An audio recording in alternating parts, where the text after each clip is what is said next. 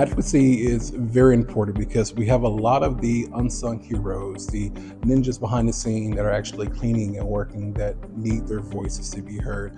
I'm very supportive with my teams coming from private sector to the public sector to where I personally reached the glass ceiling, and coming a part of the public sector and having this opportunity to ISSA Summit here will just propel my opportunities with my team to speak from a first-hand perspective. At the same time, hear what the teams go through, knowing what the team goes through, and then telling that representative senator, this is what it actually is. So the goal is to just network. The goal is to truly learn and to develop myself so that I can inspire my team to be in the same position like me in the future. I think it's really important for ISSA members to attend because if we're not advocating for our businesses, really who is going to do that?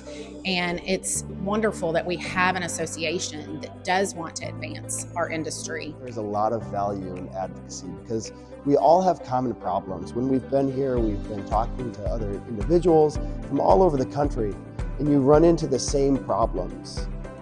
And it's nice to know that you're not alone, but also know where to go when you need to have your voice heard.